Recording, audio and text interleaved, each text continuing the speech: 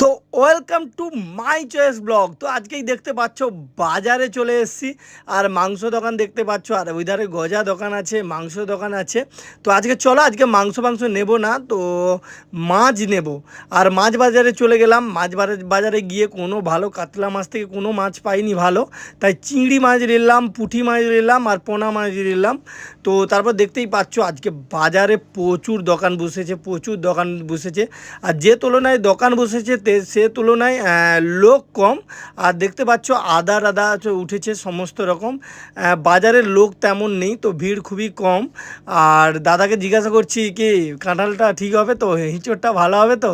বলছে হ্যাঁ, ইঁচড়টা দারুণ হবে, একদম ফাটাফাটি হবে, দেশি একদম। আর তারপর অমিতদার কাছে প্রত্যেক দিনের ন্যায় আজকেও বাজার নিয়ে নিলাম, তো অনেক কিছু সবজি নিলাম।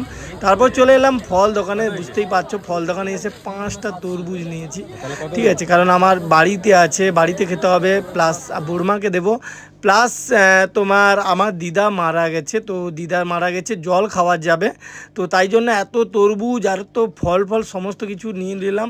আর বাড়ির জন্য আমও নিলাম।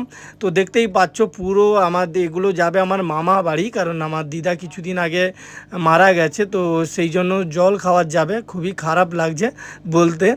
তো যাই হোক, চলো চলো, পুরো বাজার নিয়ে যাওয়ার মতো কোথাও জায়গা নেই, চারদিকে দুটো বড় বড় ব্যাগ তো পুরো ভর্তি হয়ে গেছে। আর আগের দিকে দেখো কেমনভাবে ঝুলছে। তো সবাই এরকমভাবে ভালোবাসতে থাকো, সাপোর্ট করতে।